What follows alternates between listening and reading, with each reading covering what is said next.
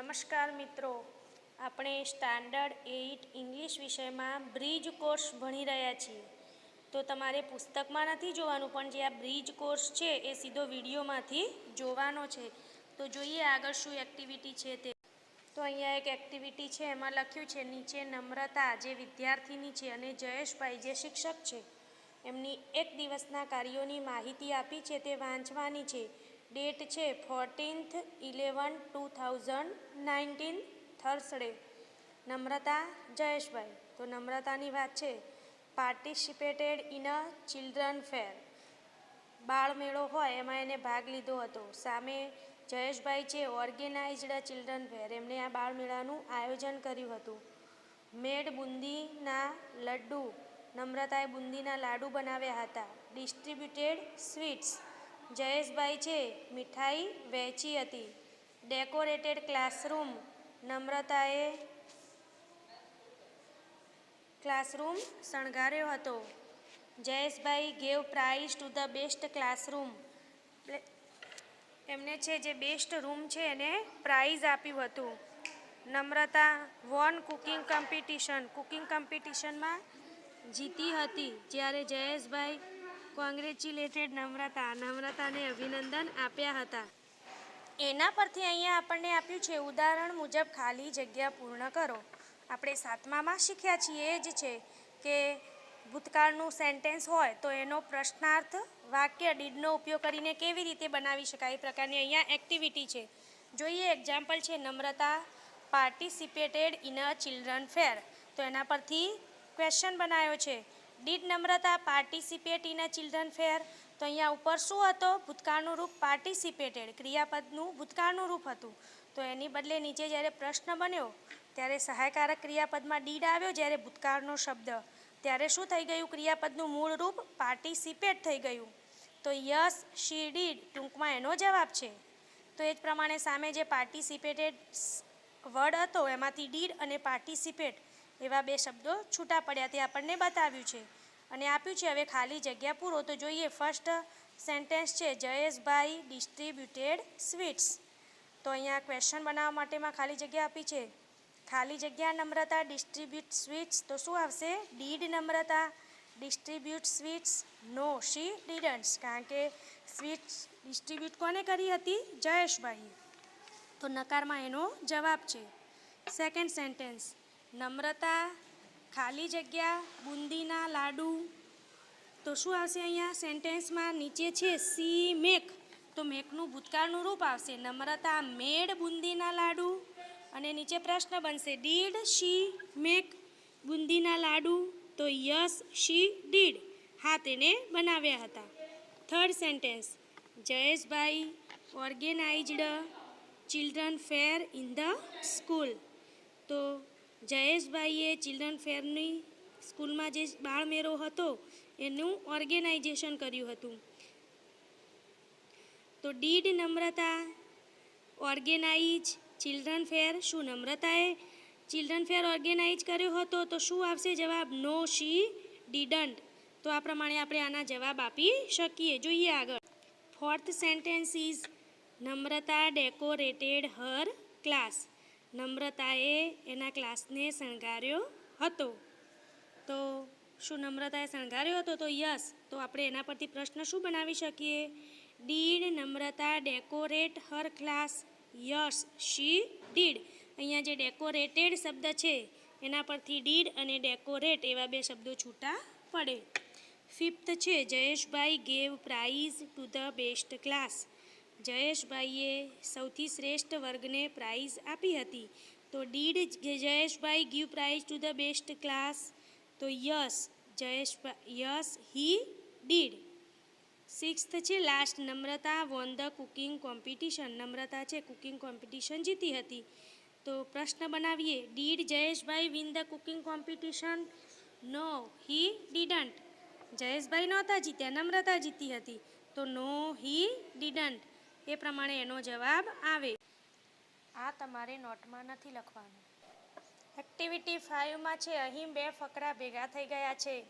વાક્યો વાંચો અને સમજીને છૂટા પાડી નીચે આપેલ જગ્યામાં લખો.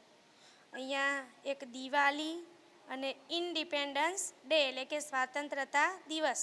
એ બે ડેના ફકરા, બે તહેવારોના ફકરામાં વાક્યો ભેગા થઈ ગયા છે, તો આપણે એને છૂટા પાડીને લખવાનું છે. જોઈએ પેરેગ્રાફ. ટુડે ઇઝ દિવાળી, આજે દિવાળી છે. વી આર સેલિબ્રેટિંગ દિવાળી, અમે દિવાળી ઉજવી રહ્યા છીએ. બિફોર 3 months, 3 મહિના પહેલાં. વી સેલિબ્રેટેડ ઇન્ડિપેન્ડન્સ ડે, અમે સ્વાતંત્રતા દિવસ ઉજવ્યો હતો. 15 ઓગસ્ટ કહીએ છીએ ને આપણે, એને ઇન્ડિપેન્ડન્સ ડે કહેવાય. અને 26 જાન્યુઆરીને રિપબ્લિક ડે કહેવાય, પ્રજાસત્તાક દિન. માય મધર ઇઝ મેકિંગ ગુલાબ જામુન્સ, મારી મમ્મી ગુલાબજાંબુ બનાવી રહી છે. તો શેને લગતો છે આ સેન્ટેન્સ? દિવાળીને લગતું છે. અહીંયા ક્રિયાપદ છે ઇઝ મેકિંગ, ચાલુ ક્રિયા છે. Hetal, the most educated girl of the village, hoisted flag. Hetal છે, જે ગામની સૌથી હોશિયાર છોકરી છે, એને ધ્વજ ફરકાવ્યો હતો. તો એ ઇન્ડિપેન્ડન્સ ડેની વાત છે. માય મધર ઇઝ મેકિંગ તોરણ, મારી મમ્મી તોરણ બનાવી રહી છે દિવાળી માટે. Our principal distributed sweets among students, અમારા પ્રિન્સિપાલે વિદ્યાર્થીઓમાં મીઠાઈ વહેંચી હતી. My brother participated in a play, મારા ભાઈએ નાટકમાં ભાગ લીધો હતો. He is at home today, તે આજે ઘરે છે. તો દિવાળીની વાત છે. હી ઇઝ ઇટિંગ લડ્ડુ, તે લડ્ડુ ખાઈ રહ્યો છે, એ પણ દિવાળીની વાત છે. I am preparing Diwali cards, our social science teacher delivered speech on Independence Day, અમે દિવાળી કાર્ડ તૈયાર કર્યા હતા. તો એ દિવાળીની વાત છે. એના પછીનું સેન્ટેન્સ છે, અમારા સોશિયલ સાયન્સ ટીચર, સામાજિક વિજ્ઞાનના શિક્ષકે ઇન્ડિપેન્ડન્સ ડેમાં પોતાની સ્પીચ આપી હતી. વી રિમેમ્બર્ડ અવર ફ્રીડમ ફાઇટર્સ, અમે અમારા સ્વાતંત્ર્ય સેનાનીઓને યાદ કર્યા હતા. તો ઇન્ડિપેન્ડન્સ ડેની વાત છે. અહીંયા ભૂતકાળનું રૂપ છે રિમેમ્બર્ડ, એટલે એમાં આવે. We are enjoying Diwali celebration, અમે દિવાળીની મજા માણી રહ્યા છીએ. વી એન્જોયડ ઇન્ડિપેન્ડન્સ ડે સેલિબ્રેશન, અમે એ વખતે સ્વાતંત્રતા દિનની મજા માણી હતી. તો અહીંયા તમારે શું કરવાનું છે? નોટમાં બે ભાગ પાડવાના. એમાં એક બાજુ દિવાળી અને બીજી બાજુ ઇન્ડિપેન્ડન્સ ડે એવું લખ્યા પછી જે સેન્ટેન્સ જેમાં લાગુ પડે છે એ પ્રમાણે બે ભાગમાં એને વહેંચવાના છે. હવે અહીંયા આપ્યું છે આપણને find out the animals, birds, insects. નીચે કેટલાક શબ્દો છે, એ પણ કેટલાકના નામ છે, સ્પેલિંગ છે. એની અંદરથી આપણે કોઈ પ્રાણી, પક્ષી કે જીવજંતુનું નામ શોધવાનું છે. એક્ઝામ્પલ છે બિયર્ડ એટલે દાઢી થાય, તો એની અંદરથી ડી કાઢી અને બિયર એટલે રીંછ, એવો સ્પેલિંગ બન્યો. તો એ જ પ્રમાણે પ્લાન્ટ છે PLANT, તો એમાંથી શું ઇન્સેક્ટ બનશે? ANT, એન્ટ એટલે કીડી. સેકન્ડ છે કાવડ એટલે બીકણ, તો એમાંથી શું બનશે એનિમલનું નામ? કાઉ. એ જ પ્રમાણે 3માં છે ક્રાઉડેડ, તો એમાંથી શું બનશે? CROW, crow. 4થમાં છે બાઉલ, BOWL બાઉલ એટલે વાટકો, તો એમાંથી શું બનશે? OWL આઉલ એટલે ઘુવડ. 5થમાં છે કેચ એટલે પકડવું, તો એમાંથી શું બનશે? CAT cat. 6થમાં છે રેશન, RATION, તો એમાંથી શું બનશે? RAT rate.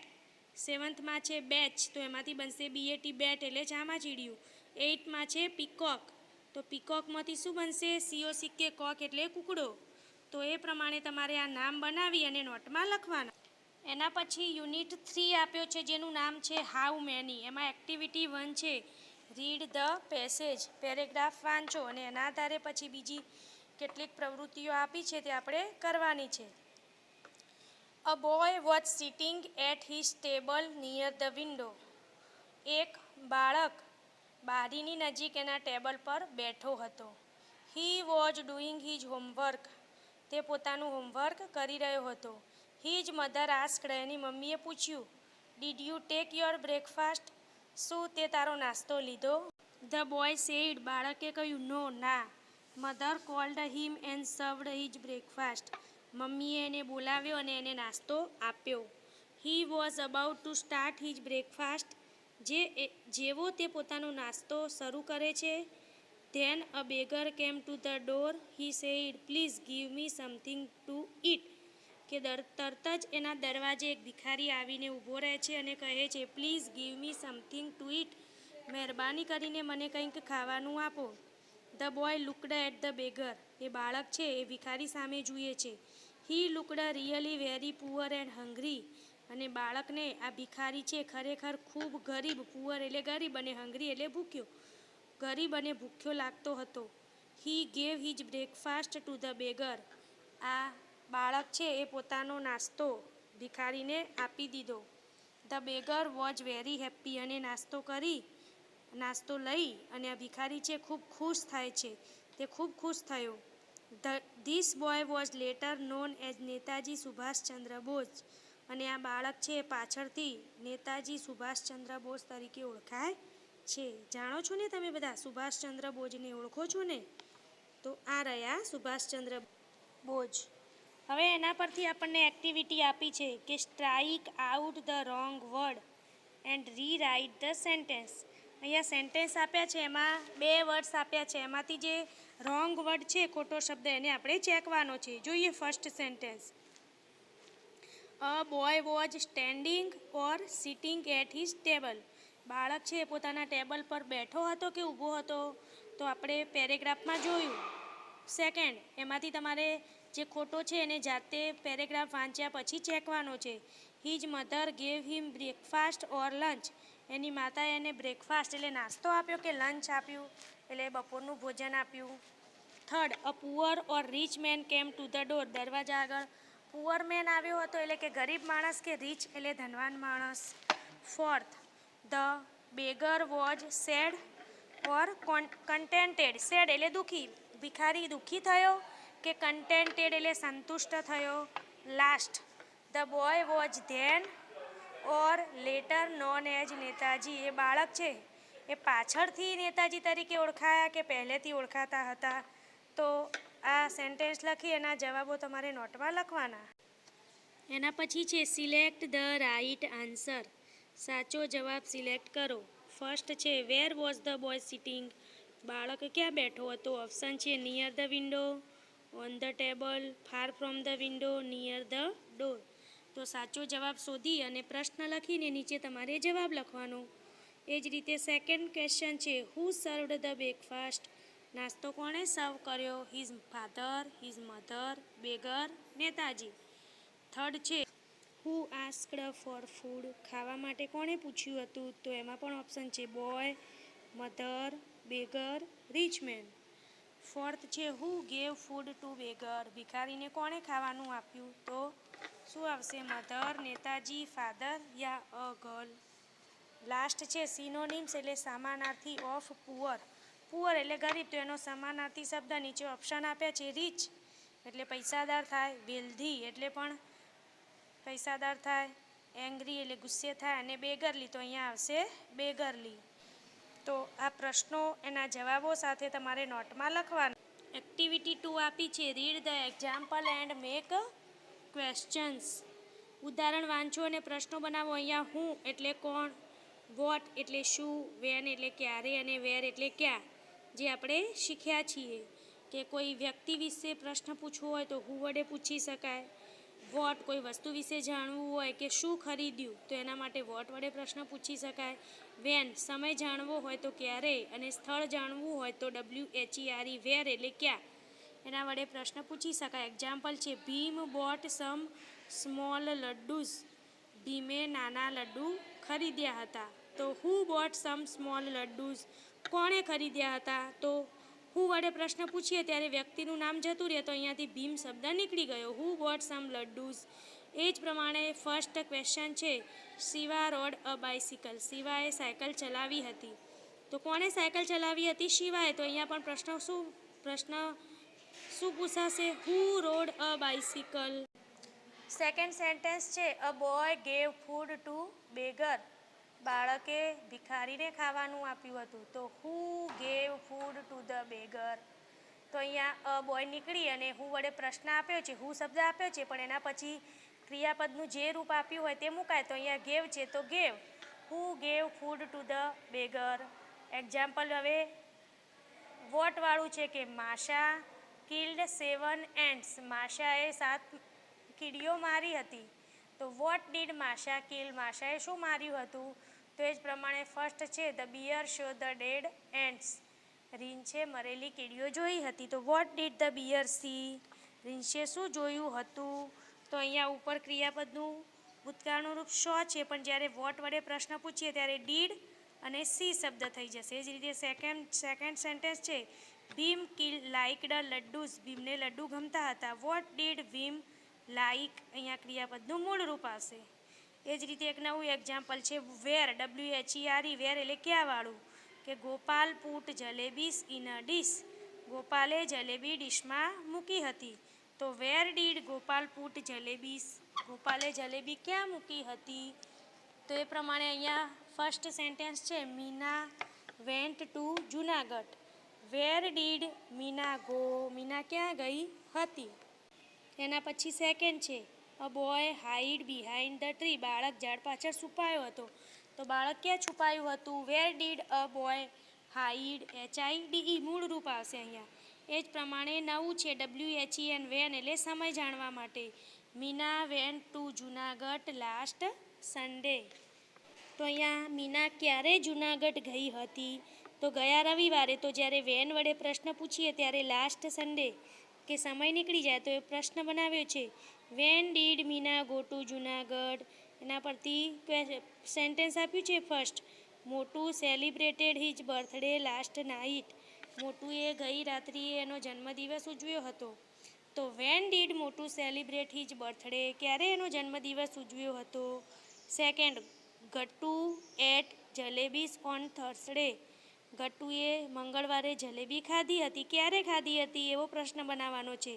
તો વેન ડીડ ગટ્ટુ ઈટ જલેબીસ? તો એ પ્રમાણે આ સેન્ટેન્સ એક્ઝામ્પલ સાથે તમારે માત્ર વાંચવાના છે. હવે જે આપણે WH વર્ડ, હુ, વોટ, વેર અને વેન શીખ્યા, એના પરથી પ્રશ્ન વાક્ય પૂર્ણ કરો એવો પ્રશ્ન આપ્યો છે. ઉપર 4 શબ્દો છે, હુ, વોટ, વેર અને વેન. ફર્સ્ટ ખાલી જગ્યા છે. ખાલી જગ્યા ઇઝ યોર ક્લાસ ટીચર. તમારા વર્ગ શિક્ષક કોણ છે? તો શું આવશે? Who is your class teacher. Second, ખાલી જગ્યા do you eat in mid day mill. Mid day mill એટલે આપણે જે શબ્દ ઘણીવાર સાંભળીએ છીએ કે ગવર્મેન્ટ સ્કૂલોમાં જે મધ્યાહન ભોજન હોય છે, બપોરે બાળકોને ત્યાં જમવાનું હોય છે, તો એને કહેવાય મિડ ડે મીલ. તો મિડ ડે મીલમાં તમે શું ખાધું હતું? તો શું આવશે? What. What do you eat in mid day meal. Third, ખાલી જગ્યા do you sit in the school. તમે સ્કૂલમાં ક્યાં બેઠા છો એવો પ્રશ્ન બની શકે. તો વેર. ફોર્થ, ખાલી જગ્યા do you go to school. તમે સ્કૂલે ક્યારે જાઓ છો? તો ત્યાં આવશે WHEN, when. What do you eat breakfast. તમે બ્રેકફાસ્ટમાં શું ખાધું હતું એવો પ્રશ્ન બને. સિક્સ્થ, ખાલી જગ્યા ડીડ યુ ઇટ યસ્ટરડે. તમે ગઈકાલે ક્યારે શું ખાધું હતું? ત્યાં પણ આવશે what did you it yesterday. Who is your principal? ત્યાં હુ આવશે. When did you go last night. તમે ગઈકાલે ક્યાં ગયા હતા? તો ત્યાં આવશે WHERE, વેર. તો આ સેન્ટેન્સ તમારે નોટમાં લખવાના છે. અહીંયા તમને બોડી પાર્ટ્સ માટે એક આડી ચાવી અને ઊભી ચાવી એવું આપેલું છે. તો આપણે માત્ર બોડી પાર્ટ્સ જોઈ લઈએ.